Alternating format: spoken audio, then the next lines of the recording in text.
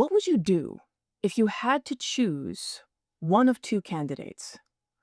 The first one offers you nothing, no benefits, and hopefully no trouble. The second one offers you a crown. The catch is that if he loses, you're going to have a war on your hands. This was the choice faced by Roger II, the ruler of Sicily, and we saw that he chose the daring option. He chose the crown.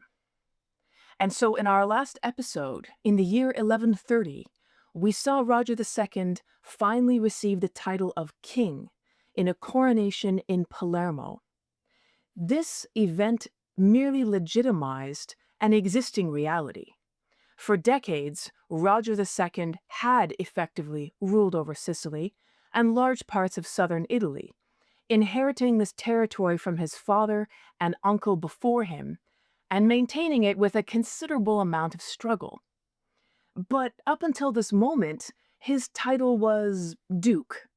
And there's something about Duke that just doesn't quite have the same ring as King, particularly when you have to deal with diplomatic negotiations with the heads of other countries in the Middle Ages. So Roger II chose the candidate who offered him the crown that he so desperately needed.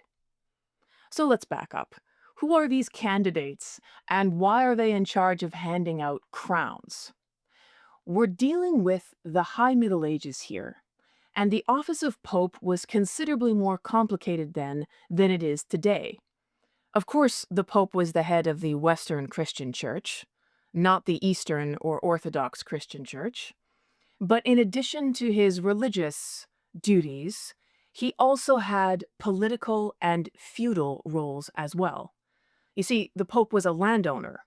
He was in charge of the Papal States south of Rome.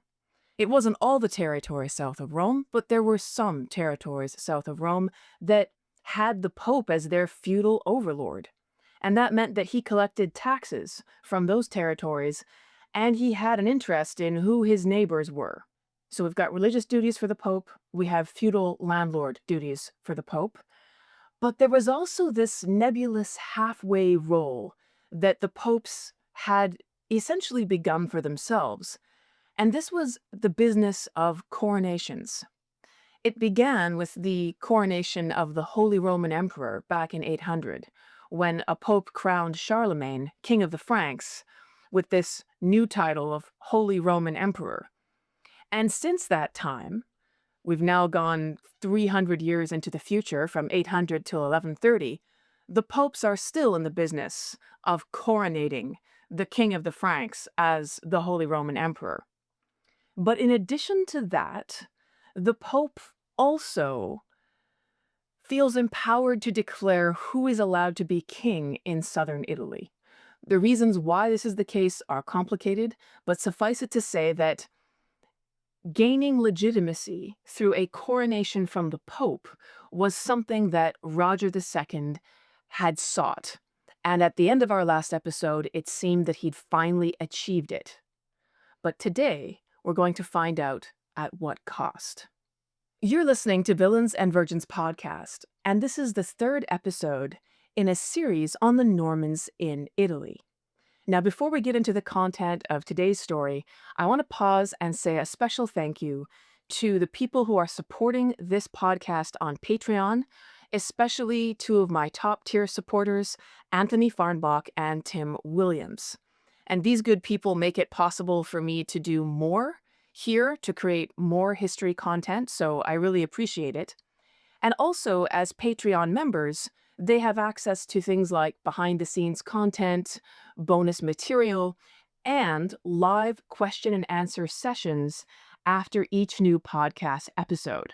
So if you're interested in supporting the podcast or having access to some of these things, head over to patreon.com/Eva Schubert and become a member of the Villains and Virgins podcast community. Our last episode saw Roger II crowned as King of Sicily. But as I said, he'd been ruling in Sicily for quite some time, really since the age of 16, when he inherited the position from his father, courtesy of his mother who had filled in as regent between his father's death and his own coming of age. And Sicily was thriving under Norman rule. It was already a wealthy kingdom under his father Roger I, but under Roger II, it becomes even more prosperous. Sicily is a highly mixed society. It contains large populations of Muslims, of Greek Orthodox communities, of Latin Christians, and even some Jewish communities. Norman rule in Sicily provided stability and peace, which allowed business to thrive. And so the reputation of Sicily and the ruler of Sicily as being extremely wealthy was growing. Unfortunately, Roger had backed the wrong pope in the schism of 1130. So there are a lot of schisms in Western church history, and I want to disambiguate this one. A schism is when there's a split or a division within the church. And this is not the Great Schism of 1054, the one that divided the Christian church into the Western Latin half and the Eastern Greek Orthodox half. It's not that one, although that one was still relatively recent.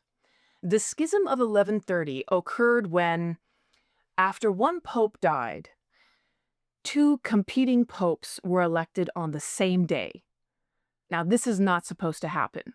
Generally, papal elections are prolonged events where cardinals sit together and they vote, and they have to vote until they finally come out with one single candidate who is then crowned as the new pope. But in this case, in 1130, it had been a particularly hostile environment with warring factions amongst the cardinals, each of whom stubbornly backed their own candidate, and each of whom, even more stubbornly, insisted on electing and recognizing their candidate as pope. The outcome of that was that two new popes were recognized on the same day, and the rest of the Christian world now had to deal with the chaos that had originated in Rome as a result of this. They had to decide if they were going to back Anacletus II, who was one of the two popes that was recognized on that day, or Innocent II, the other one. Anacletus had far more support in Rome itself and in Italy in general. And so initially it seemed that he was going to win this schism or this controversy relatively easily. In fact, support for Anacletus was so strong that the other pope, Innocent II, was forced to flee Rome for his own safety. But when he did that, Innocent II went on the road, and he began to travel through Europe and to gain support from the larger Western Christian world for his own legitimacy. When Roger II had to make his fateful decision between these two competing popes and which of them he was going to recognize and support, he chose Anacletus, in part because the prevailing opinion in Italy was very much in favor of Anacletus. So he wasn't offering a divergent opinion, obviously, at that moment. And also because Anacletus had sent messengers to him specifically requesting his help and support, and was willing to negotiate in exchange. So Roger II and Anacletus II made a deal in which Roger would be crowned by this pope, and he would recognize this pope and not that other one. Unfortunately for Roger, the rest of Europe decided to recognize that other one, the one called Innocent II. And the downstream effects of this were that the other pope, Innocent, quickly acquired some very powerful friends. In particular, the Holy Roman Emperor, who had a very large and reportedly effective army of Franks. So trouble is brewing on the horizon for Roger II. Other European powers are lining up behind Innocent II, and their goal is going to be to eliminate the anti-pope, as they began to call him, Anacletus II, and his most prominent and powerful supporter, Roger II of Sicily. So those storm clouds are brewing on the horizon. But meanwhile, Roger II has problems closer to home. It began on mainland southern Italy, as it always did, as it always had. While Roger had been able to maintain stable and unified government in the island of Sicily itself, he had acquired these territories in mainland southern Italy, specifically Apulia and Calabria, which were first acquired by his uncle Robert Guiscard, another famous Norman warlord. And after Robert Guiscard's death, we saw Roger II slowly acquiring these territories for himself. But when he did so, he acquired the trouble that came along with them. Many of these territories were held by Norman barons. So these were basically warriors who came over with the same wave of Normans that Robert Guiscard and Roger I had come into Italy with. And they weren't inferior fighters. They came from the same place in France, and they had the same kinds of ambitions. The difference was that Robert Guiscard had become the leader of these Normans when they first came to Italy, and he ruled over these southern Italian territories, and he basically gifted pieces of them to his Norman friends, as was the case in a feudal system. So Robert Guiscard was their feudal lord. He gave them parcels of land in exchange for their loyalty, allegiance, and support. So they were barons under Robert Guiscard. This same system has now been inherited by Roger II, who's the nephew of Robert Guiscard. The problem is these Norman barons are always looking for ways to do better for themselves. Why should they rest contentedly just being barons under some other Norman when any one of them, they thought, was just as good as Roger II or any of his family, and had every much a right to increase their own holdings at the expense of other people if they could? The Norman barons of Apulia in particular were always looking for opportunities to throw off the authority of their Norman overlords and go back to feuding amongst themselves, fighting to increase their territory at the expense of their neighbors. With Roger as their feudal overlord, if one baron attacked another, Roger was obliged to get involved, because every baron owed him allegiance, and he owed them protection. That was the feudal bargain. So if one of his barons attacked another baron, then Roger, as the overlord, had to get involved and reestablish order and curb the ambitions or the aggression of the one and defend the other. But if these Norman barons could get rid of Roger or any kind of other overlord, they could do as they liked, and it would be the strongest who would succeed in acquiring more territory at the expense of others. This was the game that the Norman barons in southern Italy were always trying to play. And it led to decades of unrest and rebellion that plagued every Norman overlord who tried to rule the area. And Roger II was going to have his turn with this problem right now. Now, in our last episode, we saw Roger II make a quick tour of southern Italy where he received the oaths of feudal allegiance from all of his Norman barons, and he got the Pope to crown him king. And so it seemed that everything was stronger than ever. He'd been recognized and his legitimacy acknowledged by all the important players. But he should have known that it wouldn't last. No sooner had he turned away from southern Italy, got back on his ship, and headed back to his court in Sicily, problems began again. This time, it started with a baron called Rainulf of Alife. Once again, one of these guys from the south who began to refuse to recognize Roger's authority. He didn't come and attend his court when Roger held events where his nobles and barons were expected to attend. Rainulf was absent.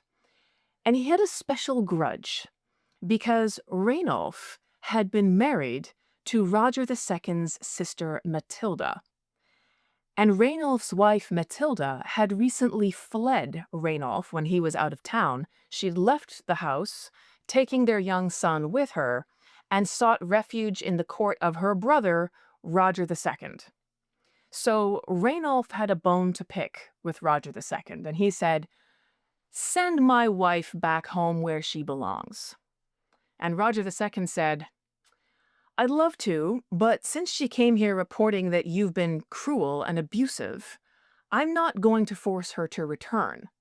Furthermore, the territories that I gave you as a dowry when I sent my sister over to marry you, I want them back." So Roger keeps Matilda with him, and he demands territories be turned over from Rainulf to himself. Needless to say, this did nothing to quell the rebellious flames that were burning in Rainulf's heart. So trouble was only going to get more intense. Rainulf gets involved in organizing a rebellion in southern Italy yet again. Roger has to ride in and suppress that, which involves dominating towns that have thrown off his authority, reestablishing himself as the rightful ruler, punishing people who've been involved in rebelling. So this happens in 1132. And even though Roger II is successful in putting down this rebellion, within a year of him leaving, there's another one.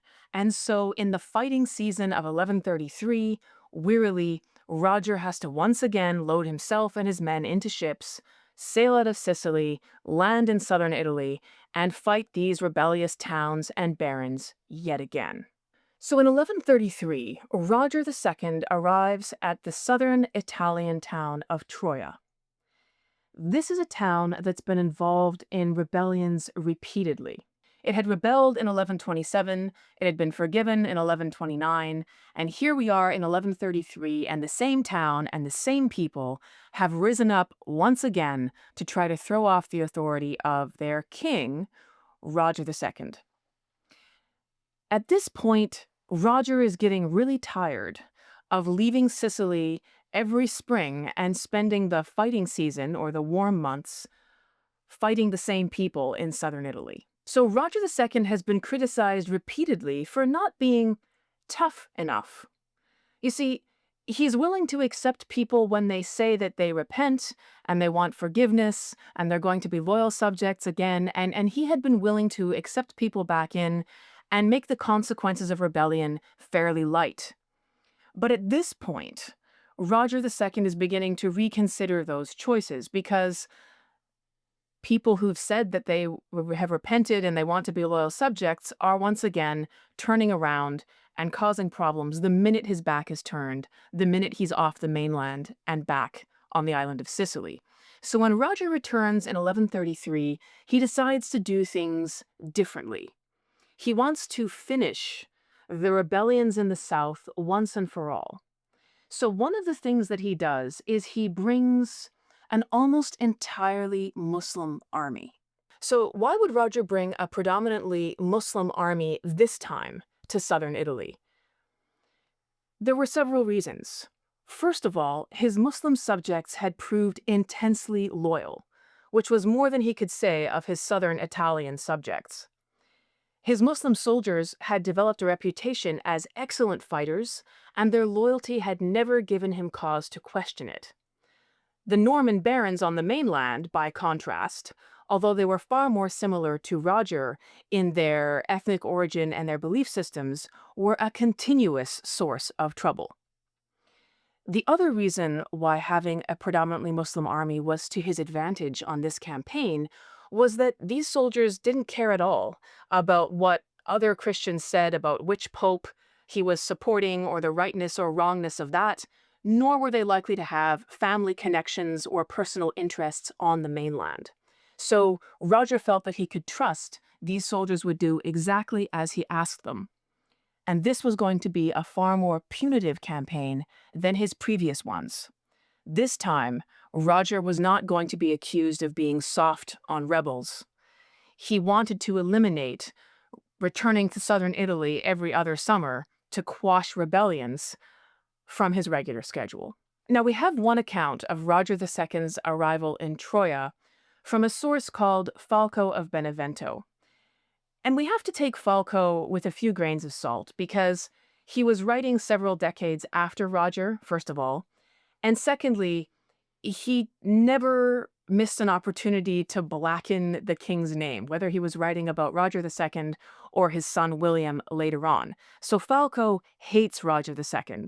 That's his position as a chronicler. And so he reports some of the worst things that were said about him, regardless of the truth of those statements. So we have to take what he says with a few grains of salt. But here's what Falco says about Roger's arrival in Troia. Quote, "He then set his army in motion once again and force-marched to the city of Troia. The citizens, who believed his lying assurance of peace, expected him without foreboding. Bishop William summoned all the clergy and monks of the town, clad in white, and went out in procession to meet the king with chants, thinking, as we have heard, to soothe his ferocious spirit by carrying before him relics of the saints. However, the furious king entered the city, and seeing this glorious procession, forgot his promise of security, and being unmindful of the Catholic faith and the enemy of the Christian religion, with burning eyes put an end to that procession. I do not want," he said, "honors of this sort. But if life is granted to me, I shall destroy everything and exile everyone." The clergy and people who had gone out to meet him were put to flight, and everybody fled as best they could. He immediately arrested many of the citizens of Troia and put their women and children in chains. He ordered a judge named Robert and 4 other distinguished men to be hanged. Many Trojans abandoned their property and fled with their wives and children to Benevento. He then ordered that the houses and property of the Trojans be given over to the sword and consumed by fire. Oh, what a wailing of women and children arose over the whole town of Troia. If my tongue had 100 voices to narrate everything which happened then, I would still fail to do it justice in writing them down." Unquote. Now, this seems very extreme, but there are a few additional facts that we need to make note of. First of all, this ceremonial procession that was organized by the bishop and the monks of the city was something that was normally given to recognize the arrival of a king. And if Roger had accepted this procession, this gesture, then his actions would have been constrained. So the organizing of a procession like this was likely a deliberate attempt by the clergy and citizens of Troia to constrain the level of vengeance that the king might exact on them for rebelling yet again after having been forgiven and pardoned on previous occasions. So the Trojans were right to be nervous, because Roger II had every reason to be furious with them, and he wasn't in a mood to have his hands tied by whatever parades or gestures they were putting on at this moment when he was now within arm's reach and they were worried that there might be consequences for their behavior. Secondly, while Falco of Benevento is anxious to paint Roger II as a despot, we have many other accounts that have exactly the opposite criticism of Roger, that he was loath to achieve by military force what he could achieve by diplomacy, bribery, or any other method. So he wasn't someone who was quick to use the sword and delighted in crushing people and burning their houses and hearing the wails and screams of women and children. This is not an accurate portrait of Roger II. But what we can be fairly sure of is that the Roger II who returned to southern Italy in 1133 was a very angry version of this king, and that on this occasion he was willing to be far more forceful and far more punitive than he otherwise had been. And while the Trojans and others saw executions and they saw property confiscated, in fairness, what else could they have expected? There were many other examples of punishment of rebellious towns and barons in the Middle Ages that involved things like mass mutilation, burnings of entire cities, and enslavement. Roger's not doing these things, but he has to do something because the rebellion that's going on is pervasive and repetitive. So there was a formal reconciliation ceremony which enacted the roles and obligations of the feudal relationship. Rainulf of Alife kneels and kisses the feet of Roger II, his king and his feudal lord. Roger II raises Rainulf up and offers him the kiss of peace on the face. Rainulf makes a vow to be a loyal and faithful subject to his king from this point onward. And by reciprocating with this kiss of peace, King Roger II assures his penitent vassal, Rainulf, that he will cherish him as a subject and not retain any anger or punishment towards him in his heart. And these eyewitness accounts say that the two of them embraced for a long time, and there were tears, and it seemed like a moment of genuine contrition. Roger II could be forgiven for hoping that finally his troubles would be over. Now, it seems worth pointing out here the very different consequences that were meted out for disloyalty in feudalism to the nobles and the townspeople. The ordinary citizens of towns like Troia were at risk of penalties like execution, physical punishment, or having their houses burned down, losing their wealth. These were the costs that they could expect to pay if they were to engage in rebellion. But Rainulf of Alife, a Norman aristocrat, a Norman baron, who's been in charge of organizing this insurrection, can receive the kiss from the king himself. He is not going to suffer physical punishment. He might lose some of his land, but otherwise, his life is going to continue more or less as it has. So it's worth noticing that the stakes in a rebellion are very different for the nobles who organize it and the ordinary people who sign on to make it work. However, trouble and sorrow lay ahead for Roger II. After successfully quashing this rebellion in 1133, Roger himself became very ill toward the end of the very next year, 1134. And in the early months of 1135, he lost his beloved wife, Elvira. It seems likely that she died of the very same illness that made Roger II so gravely sick at the end of 1134. The periods of their illness overlap. And Roger was extremely unwell, but Elvira actually dies. And this moment changes things for Roger dramatically. All of this time, every report we have suggests that Roger II was very happily married to his wife Elvira. The couple had 7 children. She had overseen matters of state in Sicily during his frequent exits to campaign in southern mainland Italy. We have every indication that they were happy. And when Roger loses Elvira, he goes into a period of mourning that is so intense and so long-lasting that it causes very significant problems of its own. Because Roger is so overcome with grief that he sequesters himself and he refuses to see anybody except 1 or 2 people. And the result of this is that very soon rumors begin to circulate that the king is dead. Whatever's killed Elvira has also killed Roger because he hasn't been seen or heard from in months, and that sets in motion a whole new round of trouble. The ever-rebellious Norman barons of Apulia and Calabria, upon hearing this rumor that the king was dead, began to mass their own forces and plot to take control over the towns and territories that were under Roger's rule. They were going to capitalize on the situation immediately to expand their own territories at the expense of Roger. And these barons, of course, include Rainulf of Alife, that very same Norman who we just saw only a couple of years before, receiving the kiss of peace and swearing to be a loyal subject.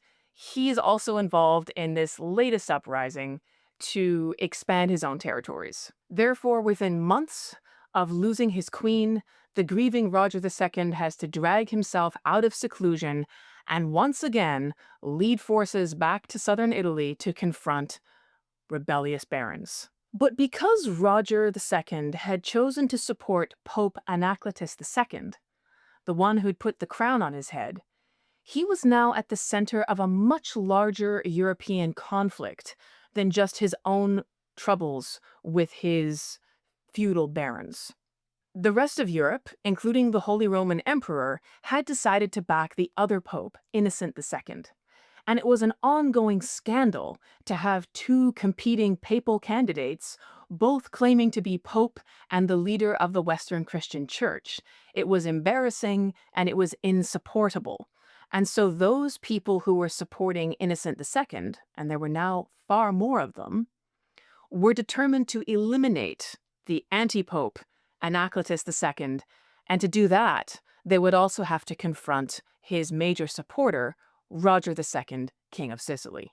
So in 1137, we see Lothair, the Holy Roman Emperor of the time, advancing down from what is now Germany south towards Rome and heading to southern Italy. He had the backing of Pope Innocent II, the other papal candidate, and these two men needed each other. Lothair had received the support of Innocent II to confirm his own legitimacy when Lothair had to face a competitor for his own throne as King of the Franks, and now he was going to return the favor.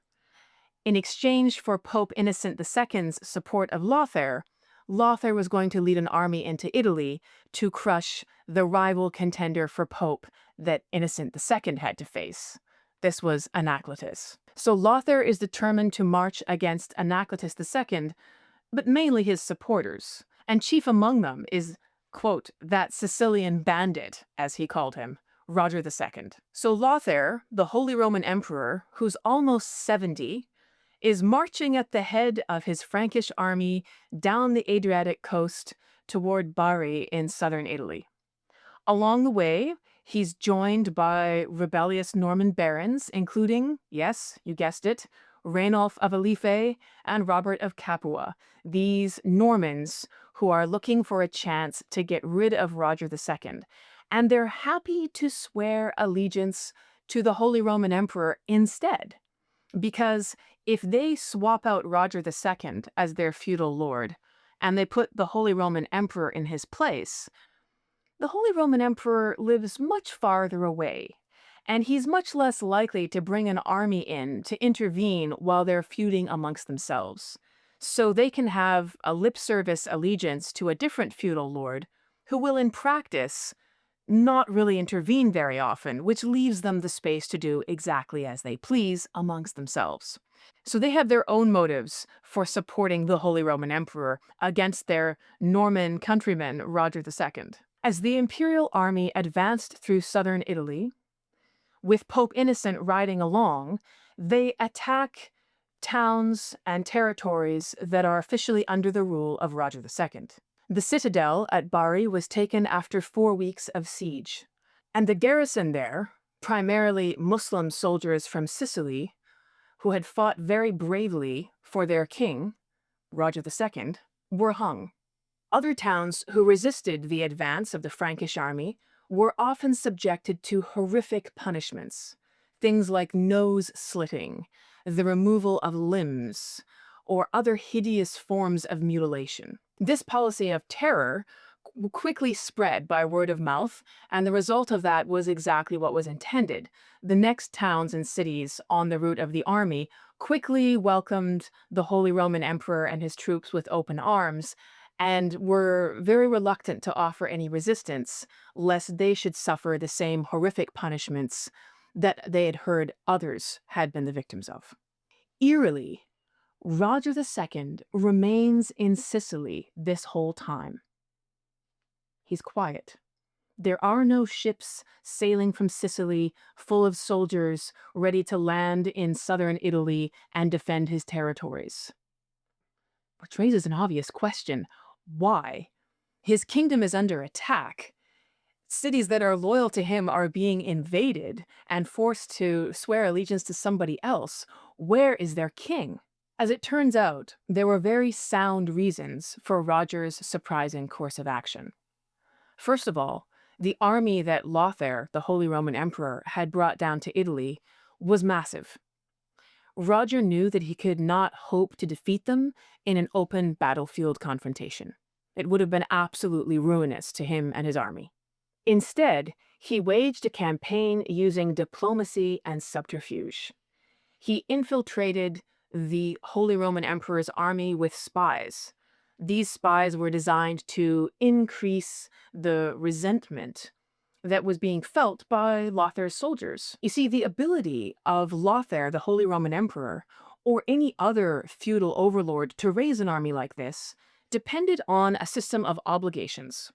So the feudal overlord could demand that his feudal subjects, the barons, supply a certain number of men each, and these men are required to serve under the feudal overlord for a fixed number of months. Once that time is up, these men feel that their obligation is fulfilled and they need to return home to their wives, to their families, to their farms, to whatever else is keeping them busy most of the year. These are not career soldiers, they're not mercenaries who can be kept in the field for any length of time. Roger II knows this, and so he is deliberately targeting the resentment of these Frankish warriors who are wondering, why are we spending all of our time in the south of Italy, a country which isn't even ours, fighting on behalf of one Italian pope against the other competing Italian pope, interfering in Italian politics when we could be at home dealing with our own interests? So while Roger is sending his agents into the army to increase these resentments, he's also making diplomatic offers to the Holy Roman Emperor that are designed to increase the tension between the emperor and Pope Innocent II. So Roger makes some offers, I will recognize your authority in exchange for trading you this territory or that, and then you can leave and you don't have to continue this campaign. Many historians don't think that Roger was serious with these offers. By making these offers, which the Holy Roman Emperor now has to consider, they highlight the difference in interests between the Holy Roman Emperor and the Pope. The Pope's interest, Innocent II's interest, is to militarily crush Roger II so that the anti-pope Anacletus has no support and just has to cede his position and disappear. That's what Innocent II wants. Lothair, the Holy Roman Emperor, has a different set of interests. He wants stability. He wants to be able to pay his men and say to the Pope, I've done my duty. I marched down to Italy. I rattled some cages. I showed people who's boss. And now I can take my soldiers back home, which is where they want to go. And oh, look, it's getting late.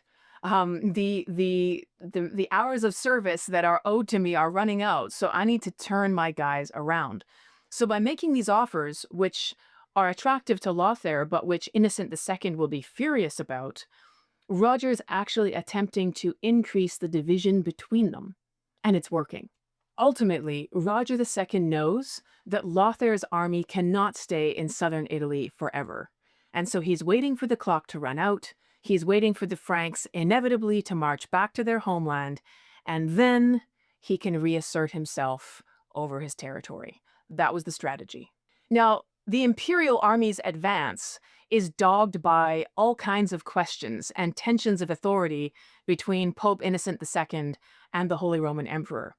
So while the Frankish army is acquiring all these territories that were under the rule of Roger II, the question is, well, who's going to be the new feudal overlord of these territories? If we've removed them from the control of Roger II, who is now in charge of collecting the taxes and of administering these areas? Pope Innocent II is going to make a claim that it should be him, because he already owns the Papal States and he's sort of the resident authority in Italy, and so he should be the feudal overlord of this newly taken southern Italian territory. But Lothair, the Holy Roman Emperor, knows full well that the only reason this territory is not under the control of Roger II is because of his army of Franks. And therefore, he feels that he has a fair argument that he should be the feudal overlord of this territory that his army has now taken. These disputes reach such a point that they're actually illustrated in feudal ritual. So the Pope and the Emperor have an argument over who's going to invest Rainulf of Alife, yes, that famous traitor, with the Duchy of Apulia. Okay, so Apulia is a territory that belongs to Robert Guiscard I and his nephew Roger II. They had been the rulers of Apulia for a long time, and now the traitor, Rainulf of Alife, this Norman baron who's been rebelling for years, he's going to get as his reward to be recognized as the Duke of Apulia under a feudal overlord, which is not going to be Roger II anymore. So who is it going to be? We need to have a feudal ceremony to invest Rainulf of Alife with this title of Duke, but the person who's going to stand in as feudal overlord in that ceremony, this is a question. Who's it going to be? So the Pope and the Holy Roman Emperor have an argument about this, and they're actually unable to reach an agreement. The Pope says, hey, I'm the reason why the Normans were even able to take Apulia in the first place. It was a Pope who initially legitimized the Norman ruling this area, Robert Guiscard, and a Pope who legitimized Roger II ruling this area. So it should be a Pope who legitimizes the next ruler of this area. And Lothair, the Holy Roman Emperor, said, rubbish, without my army, no one's ruling anywhere. So the Pope and the Emperor are both so stubborn about their position that neither of them is willing to give way to the other. And this means that they both participate in the ceremony where they invest Rainulf of Alife with this title. They both hold the staff that they're going to use as the object in this ritual together, and it's unknown to which of them Rainulf addresses his oath of loyalty, but both of them were standing there.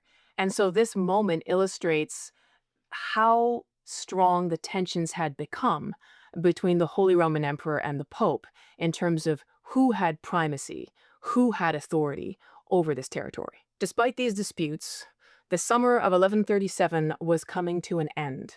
Fighting season was almost over, and the Holy Roman Emperor Lothair was not a young man. Remember, he's 70, and his health is failing. He may have already realized it, but he was dying. So, having finished the business that he felt he had come to settle in southern Italy, he was anxious to take his Frankish army and return home. And that's exactly what he does.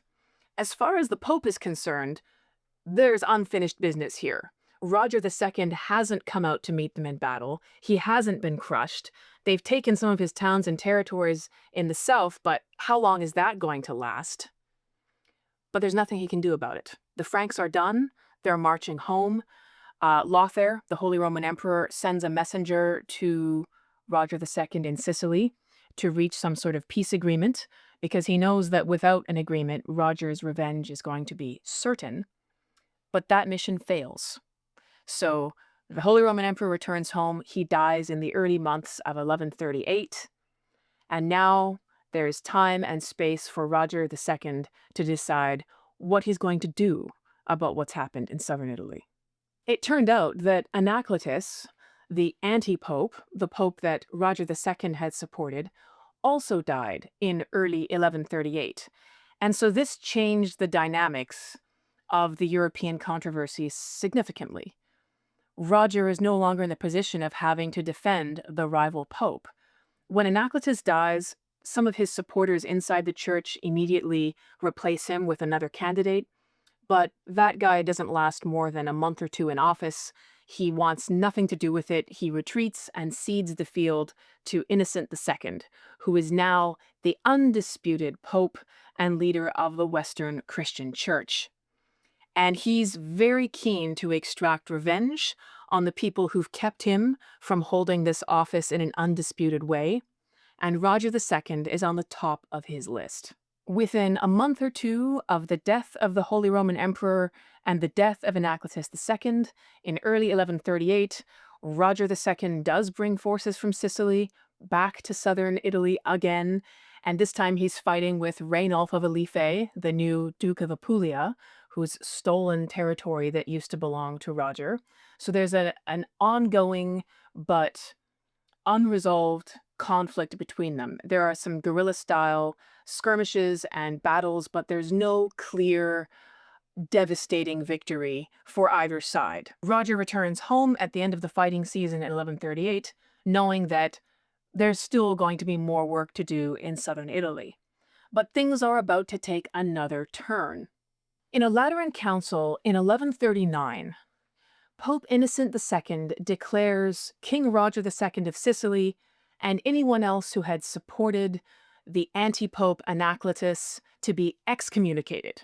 So they are outside the Christian church, they cannot receive the sacraments, they are condemned to eternal damnation unless they repent of their ways. It's sort of the ultimate condemnation. And so Innocent II is using his now undisputed religious position to create consequences and trouble for Roger II. Now, this should have made it easier for Rainulf of Alife, who's still running around in southern Italy, and other rebels to gain more support. Because if Roger II is excommunicated, it means he can't be recognized as a ruler by any good Christian. In fact, not only should you not recognize him, but you might even have a duty to oppose him. So this excommunication thing was something that should have given fuel to rebels who already resented Roger and should have made it easy for them to attract new supporters to their cause. So this could have been quite bad for Roger II. But it turned out to be not such a problem because Rainulf of Alife suddenly and conveniently died. And this meant that the rebellion in southern Italy lacked a strong military leader.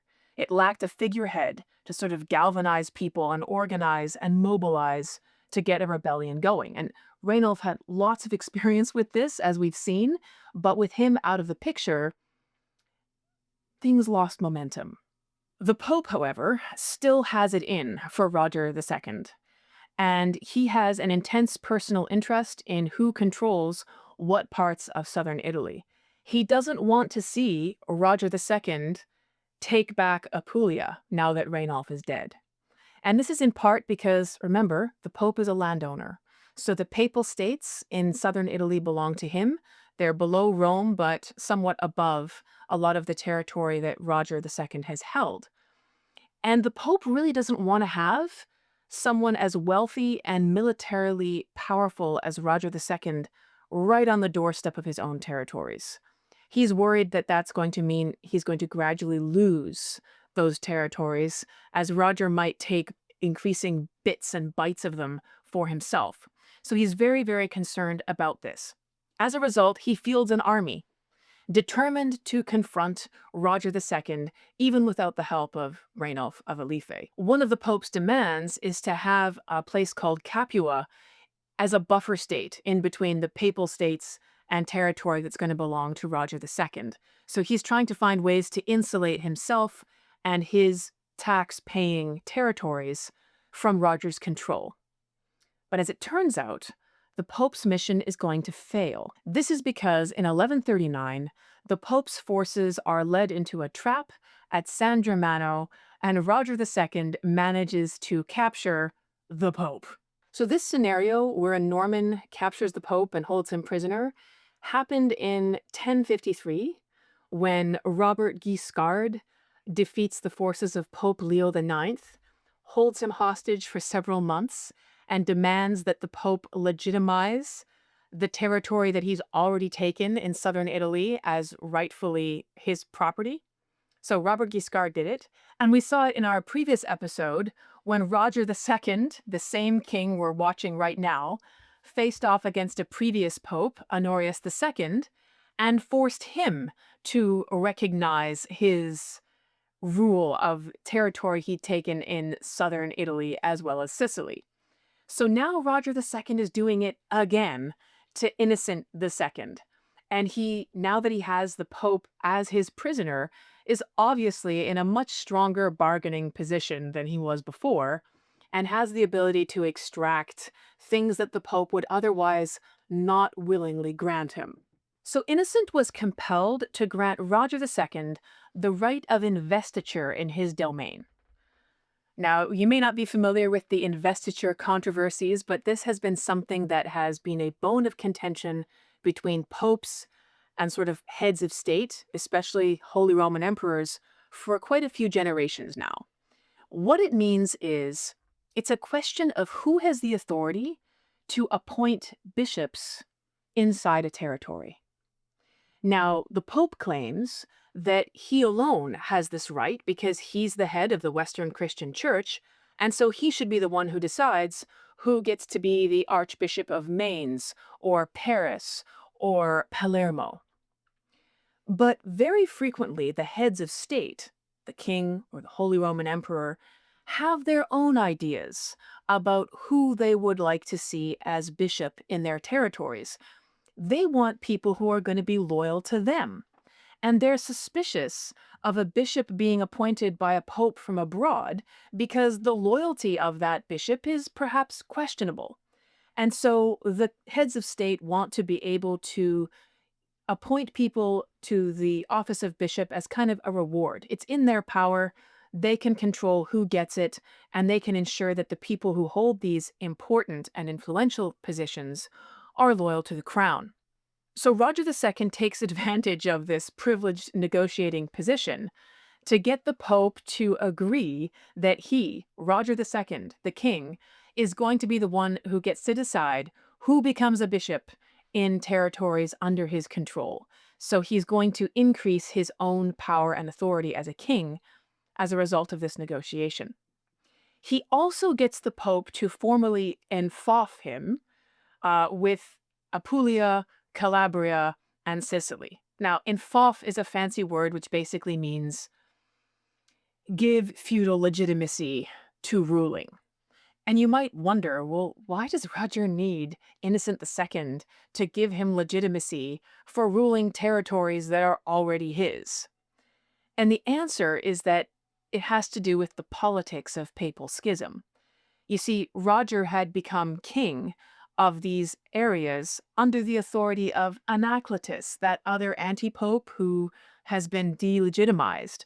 And so by getting the now universally recognized Pope, Innocent II, to rubber stamp these titles, Roger protects himself from the criticism of his enemies who might say, oh, you're not the legitimate king of anything because it wasn't a real pope who coronated you. So, you're not really the ruler. So Roger, we see that he's using this negotiation opportunity to protect himself from these kinds of political considerations. So in the year 1140, it's finally been a good year for Roger II, who's had a really rough ride over the last decade.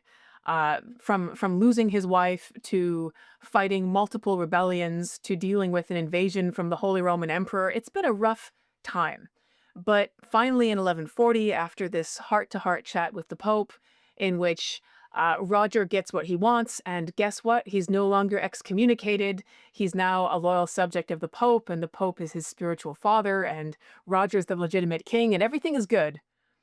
He can leave southern Italy, go back to Sicily, and finally focus his attention on state building in Sicily without being continuously interrupted by these catastrophes on the mainland. So we've spent most of our time so far in this episode and the last one looking at Roger as a military leader or a feudal overlord. We've seen him leading armies, we've seen him engaging in diplomacy and quests for legitimacy and territorial acquisition and so on. But I want to turn your attention now to the concept of kingship that Roger develops within Sicily itself, because this is the place where his rule has been uncontested and uninterrupted. In Sicily, he enjoys a relatively tranquil environment. He's thought of well by his subjects. He's not dealing with continuous rebellion, and so he has time to think about state building. And what he does in Sicily is very different from the model of rule that's going on in southern Italy. One of the reasons why southern Italy has been such a problem for Roger II and for his uncle Robert Guiscard before him is that it runs on a feudal model. So you have a ruler, a king or a duke, who's basically the most powerful of the warlords. And under him you have barons and dukes and other types of nobility, each of whom have their own military forces, their own financial resources, and the guy at the top of this pyramid gives parcels of land to each of these nobles, kind of as a reward for their military support that's allowed him to take whatever he's taken. They get a piece of it, and then they swear to be loyal to him, and he swears to protect them, and that's the foundation of your kingdom. Roger is doing a very different thing in Sicily. He is defining himself and the principles of why he's ruling and the conditions of his rule in a fundamentally different way. Having seen what trouble southern Italy on the feudal model has been, with perpetually competing Norman barons, all of whom think they can be just like him, in Sicily he keeps the Normans out. He doesn't want competing Normans setting up their own little fiefs and duchies and territories under his watch on the island of Sicily. Instead, he builds a concept of rule that borrows heavily from the East, specifically from the other empire, not the Holy Roman Empire, which kind of inherited the mantle of the Western Roman Empire tradition, but from the Eastern Roman Empire, sometimes called the Byzantine Empire, which is based then in Constantinople, now known as Istanbul, and has had kind of an unbroken succession since the time of the first Roman emperors. He's looking at the other empire, the Eastern Roman Empire, the Byzantine Empire, as historians have often called it. It's based in the city of Constantinople, the city that we now know as Istanbul. The concept of rule that's developed in Byzantium very much has the king as a fundamentally different figure. He's not just the strongest warlord in a band of other nobles who are all sort of competing for land and titles amongst themselves. The emperor in the Byzantine tradition is next to God. He's on a very different plane from his subjects. It's very much like the divine right of kings theory that we see showing up in Western Europe later on. The king is God's tool. He's there because it is the will of God for him to rule, and therefore any sense of disloyalty against the king is also in some ways a crime against God. Now, did the Byzantines never have rebellions and political intrigues? Of course they did. But the difference was the way in which the concept of king was legitimized and portrayed in art, in ceremony, in representation. The way the king was seen in the eyes of most of his subjects was very, very different. This was the model that Roger II began to borrow from to represent himself as the king of Sicily. And we can see this quite clearly in artistic representation. We see that Roger II actually hired mosaicists, people who made Byzantine art, mosaic style, the same art of the Byzantine Empire, and they are portraying Roger as receiving the crown from the hands of Jesus Christ himself.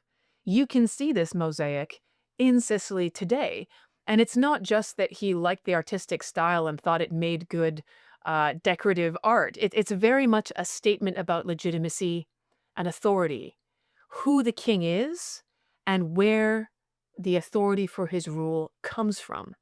And on the Byzantine model, it's from God himself. On the feudal model, it's very different. Your authority comes from your ability to maintain control and force over your subjects. That's it. It's the strongest warrior from a pack of warriors. It's very different from the idea of a Byzantine emperor or the divine right of kings, where the king is seen as a creature quite different from other men.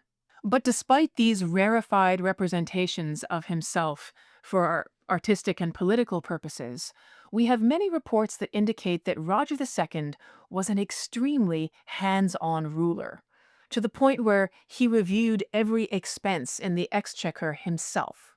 He was punctilious about the repaying of debts.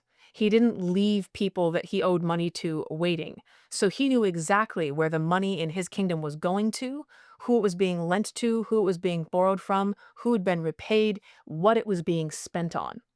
And perhaps it's not a coincidence that his kingdom was so financially prosperous, because he took such a close role in oversight of spending that there was very little room for corruption or waste. Roger II was widely regarded as one of the wealthiest kings in Europe during his reign. One of his geographers remarked that the king, quote, accomplished more in his sleep than others did in their waking day. So despite Roger's representation of himself as sort of this rarefied, divinely appointed sovereign, he was actually someone who worked very, very hard in the daily business of government. Roger II was sometimes described by his opponents as a half-heathen or a baptized sultan. And this was because, in many ways, he had adopted conventions and rituals and habits from the East, some of them from the Muslim Fatimid courts in Egypt or North Africa, some of them from the Greek Byzantine tradition. And so, while he was a Latin Christian king, he wasn't afraid to adapt and to borrow different things from other cultures, which was a reflection of the fact that the people he ruled over came from different cultures and had different traditions.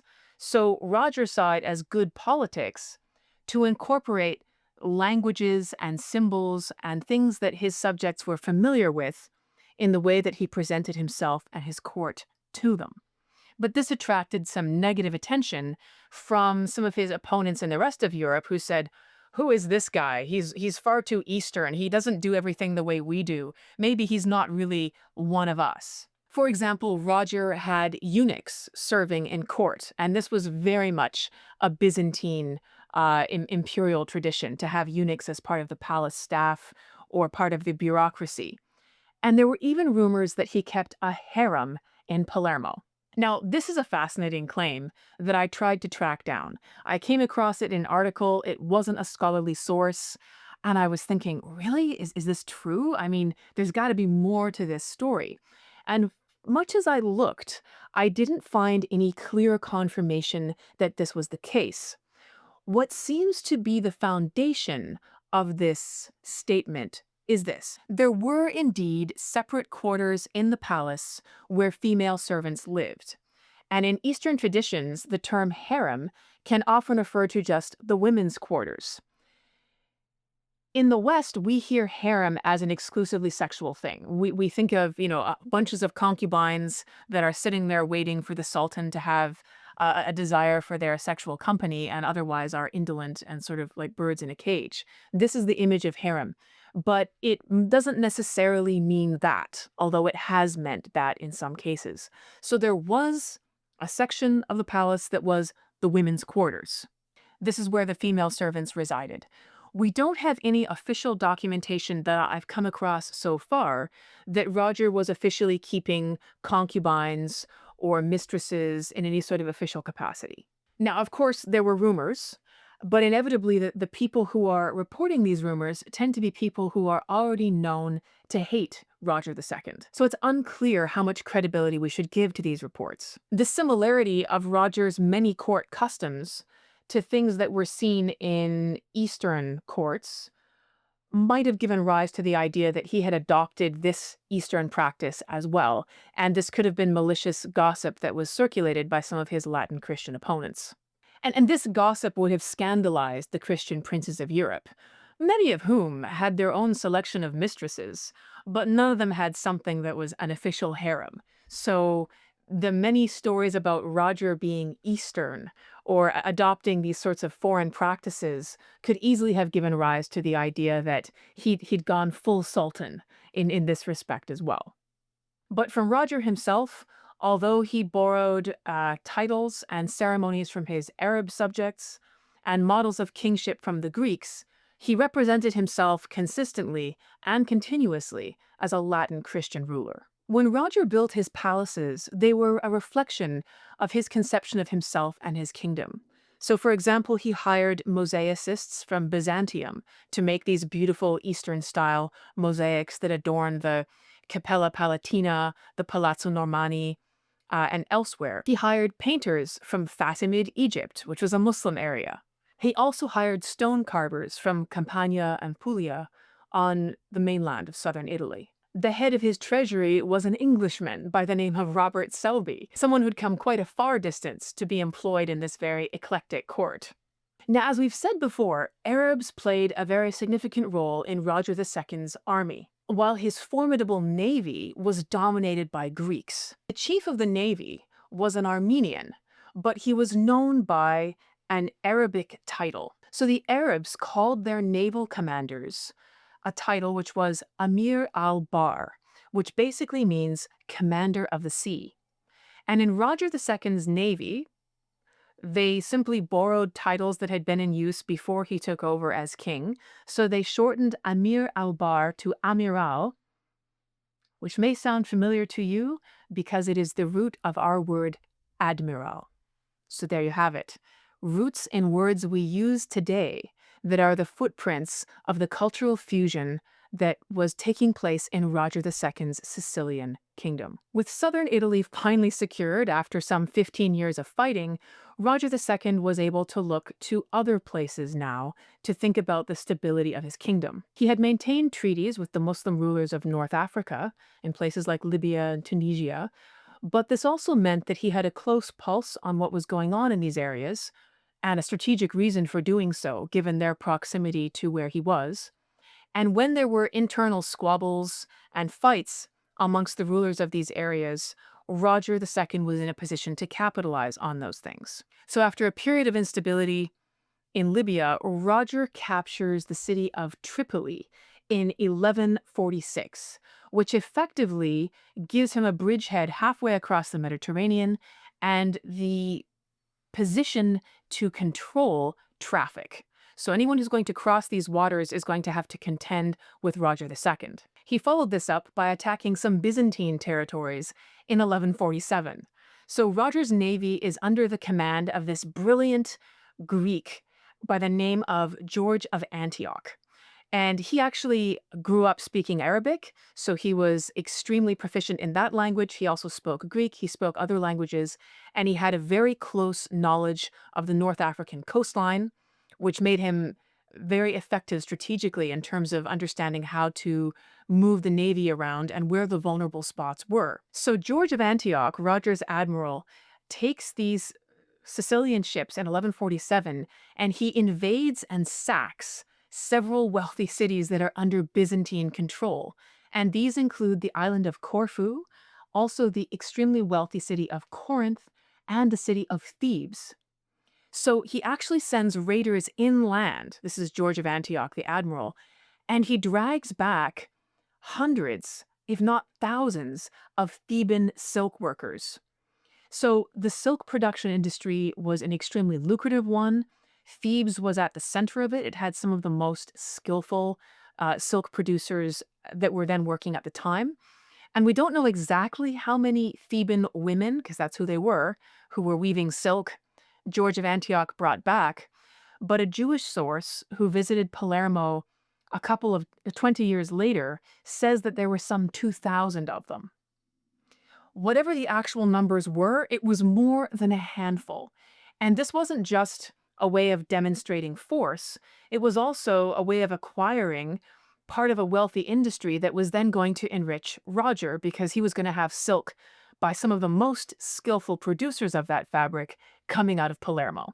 Now, you might rightly be asking, why? Why would Roger II want to antagonize the Emperor of Byzantium in this way? Because it certainly was antagonism. And by taking shots at Byzantine territory, Roger is demonstrating the strength and the skill of his own navy and the weakness of the Byzantines in their inability to defend these cities from sudden raids. The answer was actually quite sensible. The island of Corfu, unlike Corinth and Thebes, Roger had his navy take over and hold. So on this raid, they kind of do a hit and run on Corinth and Thebes, but the island of Corfu they actually take over and they occupy. And the reason for that is that the position of this island would have been an important bridgehead for any attack from the Byzantine Empire on Sicily. And so by acquiring this for himself, Roger is weakening the position of the Byzantines if they want to attack him. And Roger's spies at this point have already informed him that this is something that is being discussed. So Roger is maneuvering ahead of time to try and weaken the strategic positions that might be used in any attack against his island. Roger was actually invited to join the disastrous Second Crusade in 1147, where his highly skilled and very effective Sicilian navy would have been a benefit. But remembering the grave insult that the Crusaders, specifically King Baldwin of Jerusalem, had inflicted on his mother, Adelaide, Roger refused. And you might remember in our last episode, we saw how Adelaide had accepted an offer of marriage from the King of Jerusalem. And the deal she made was if that marriage produced no children, her son, Roger II, would become the King of Jerusalem. But that marriage ended badly when the King of Jerusalem suddenly remembered that he already had a wife. And after spending all the money that Adelaide brought with her from Sicily, sent her back home in disgrace. And this was an insult that she never recovered from, and Roger II always remembered. So now, as a wealthy monarch, when Roger is invited by the kings of Europe to join a crusade to the Holy Land, he makes diplomatic noises, but in the end, doesn't lift a finger.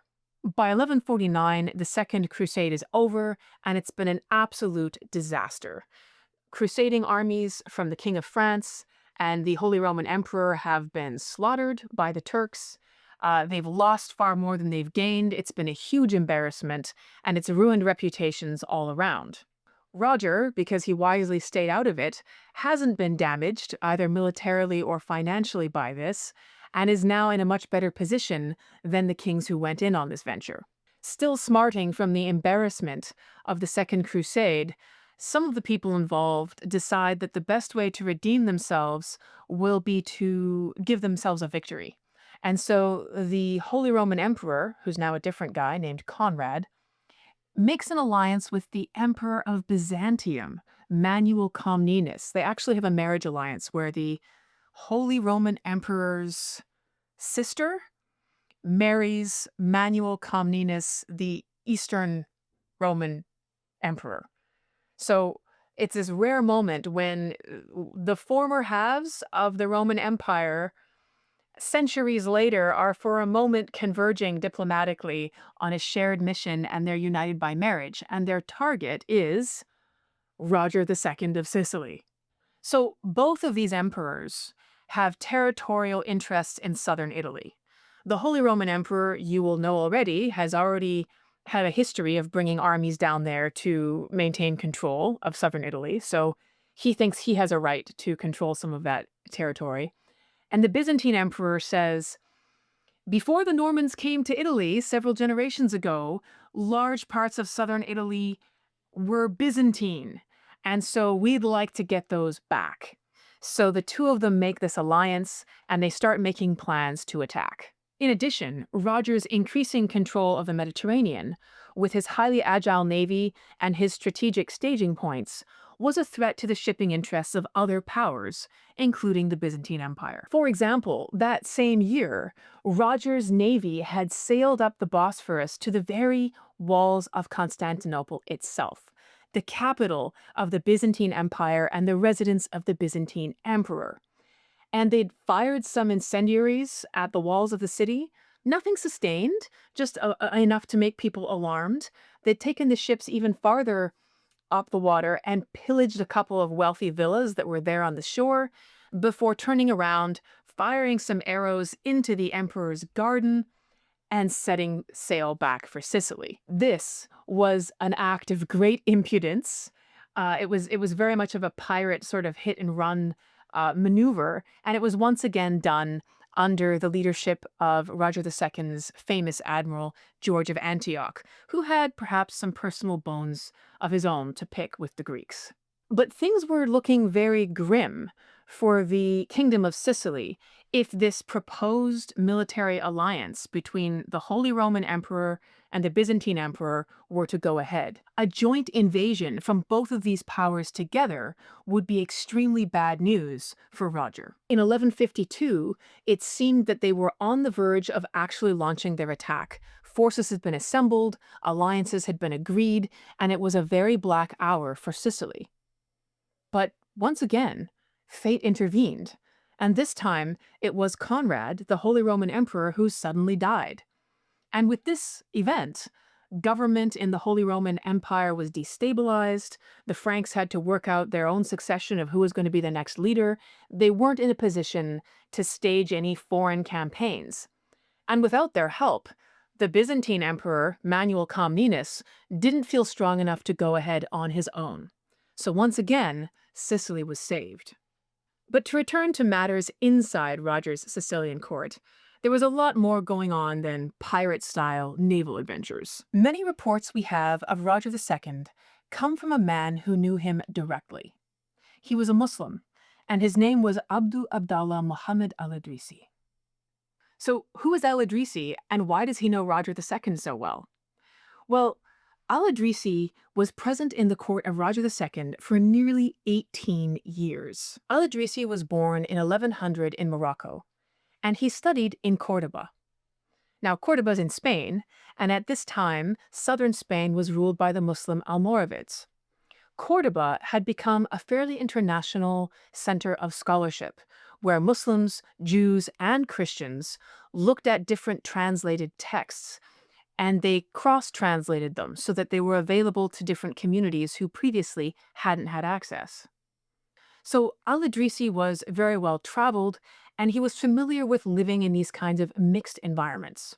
He came to Roger's court in 1138 because Roger II had heard of his reputation as a cartographer, someone who was making maps and interested in geography, and he wanted to offer him a commission. At this time, Roger II was very deliberately assembling a court that was full of scholars, poets, mathematicians, and doctors. So al-Idrisi was just the latest guy he was headhunting to join this collection of literati that he was building in Sicily. Now, the trilingual culture of Roger II's Sicily allowed it to occupy a fairly unique position in the medieval world in terms of the transmission of knowledge. Since Pope Gregory the Great in the 6th century, there'd been a shift in emphasis in the Western Church, which had begun to devalue what they called secular knowledge in favor of a focus on strictly religious knowledge. And the result of that emphasis had been a slowdown in progress on areas like science and medicine, because there was this greater degree of importance that was placed on theology and religious studies, and less emphasis on these, as I say, secular subjects. This is one of many reasons why the period used to be referred to as the Dark Ages, although there are other reasons as well. Historians don't use that term anymore, but what's undeniable is that Western Europe had fallen behind in their progress on subjects like mathematics and medicine. Muslim societies in this period, though, had no such inhibitions. In fact, in the 1000s and 1100s, it's a period that's sometimes called the Golden Age in Muslim societies.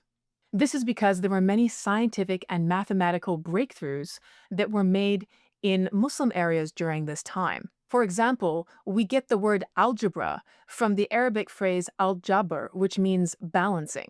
Algebra was dramatically expanded and improved in 820 by a Muslim mathematician called al-Khwarizmi in the court of Baghdad. Eye surgery was pioneered by Muslim doctors and substantially developed by a guy called Ibn Sina, who is known in Western Latin sources as Avicenna. He lived in the 11th century, and he wrote something called the Canon of Medicine, a massive 5-volume work containing thousands of pages, which became the standard medical reference for some 6 centuries thereafter. So Ibn Sina is known for doing things like pioneering cataract surgery, eye surgery in the Middle Ages that was actually effective. Now, one of the reasons why in the East, in Muslim societies, there was this flowering of knowledge, while at the same time in Western Europe, things were looking fairly slow, is because Muslim societies had access to Greek texts, like Euclid's geometry. They had translated these texts into Arabic, while the original manuscripts had often been lost through wars, raids, buildings being burned down, and the usual chaos of Middle Age warfare.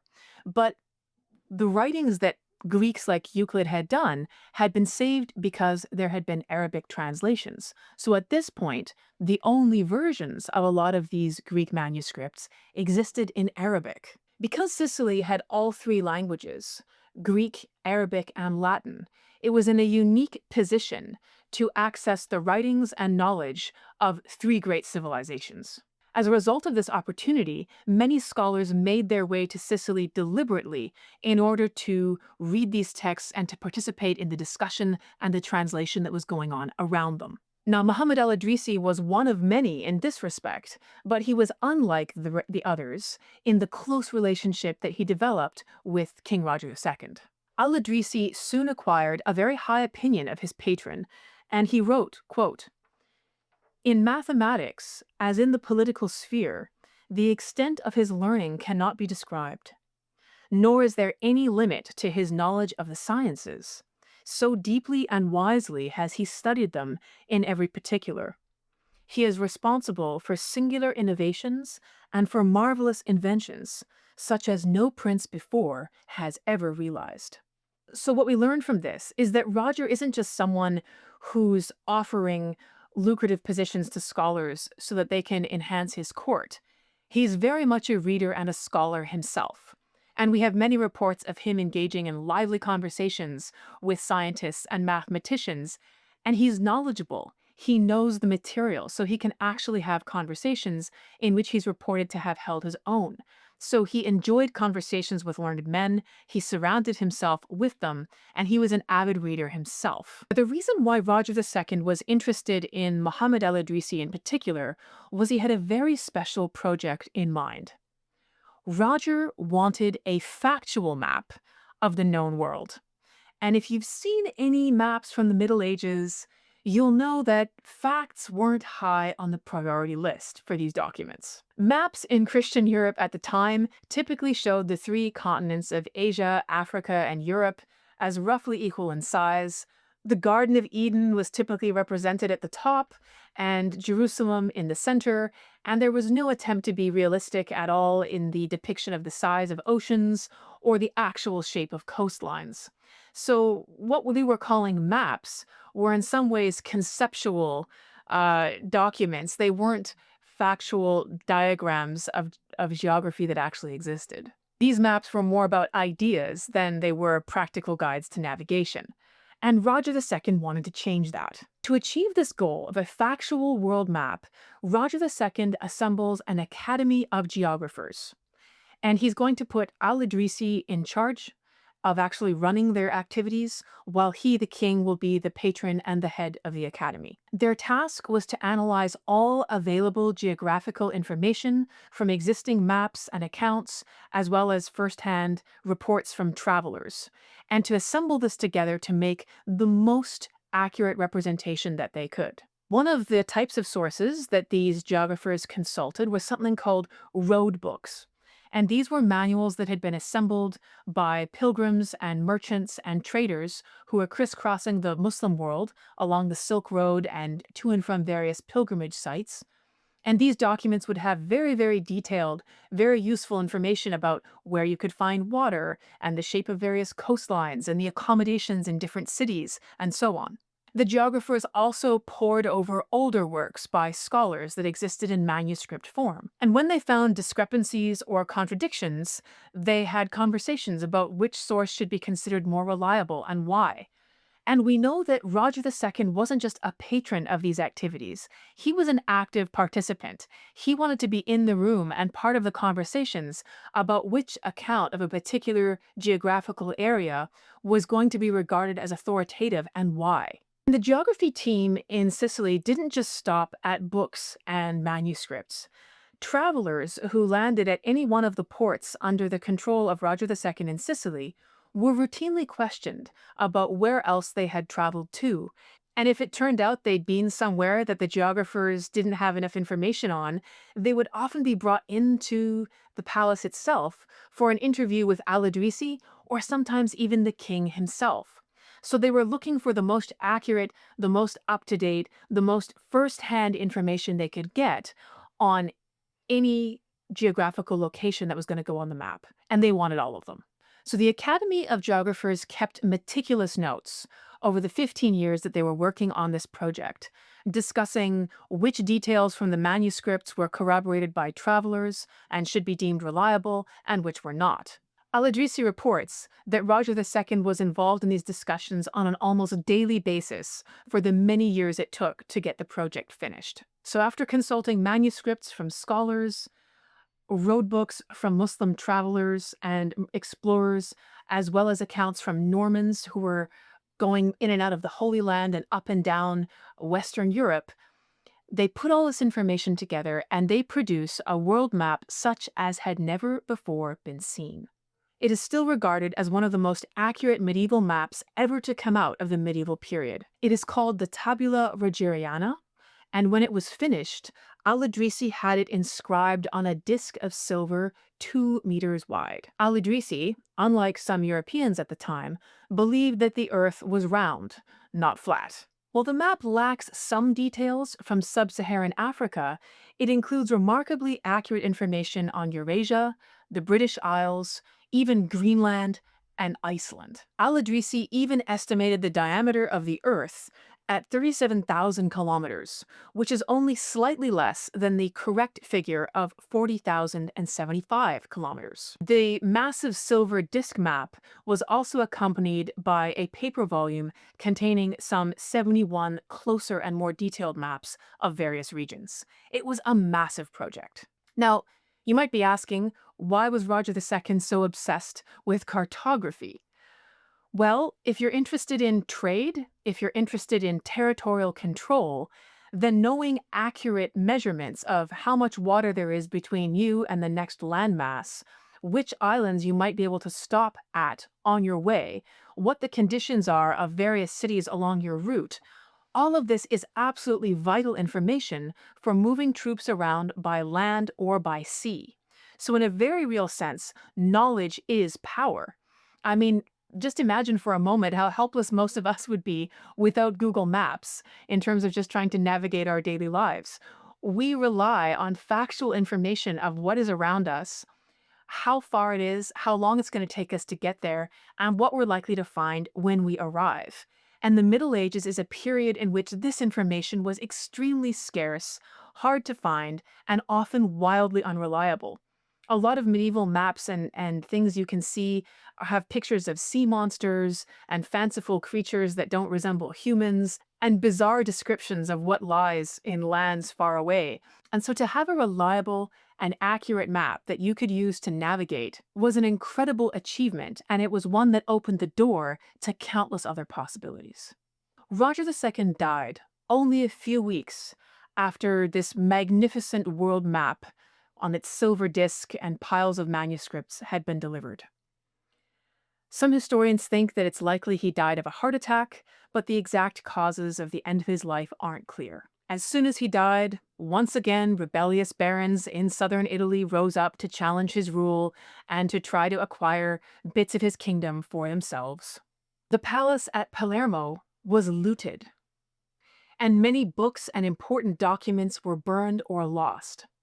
The beautiful silver world map, 2 meters in diameter, was likely melted down and used to make coins.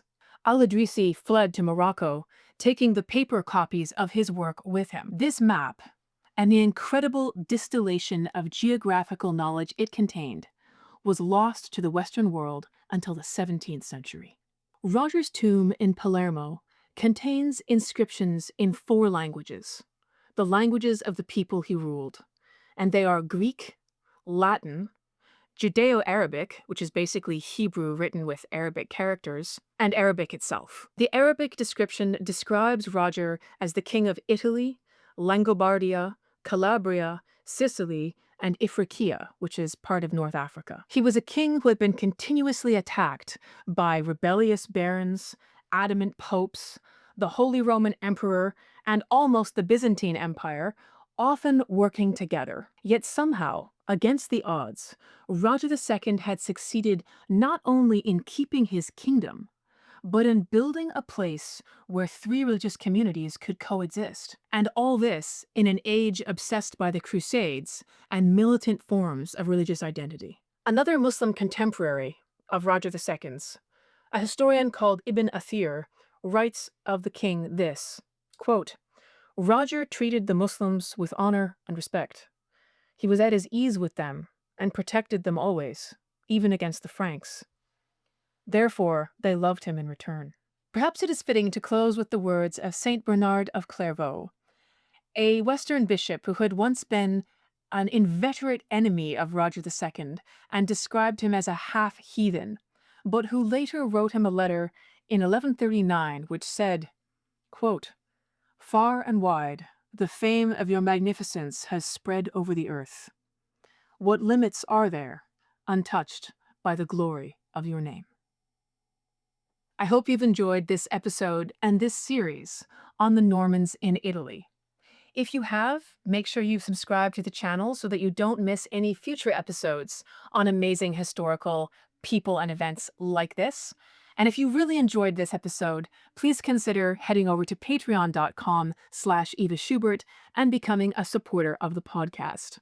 I hope I'll see you in the next episode.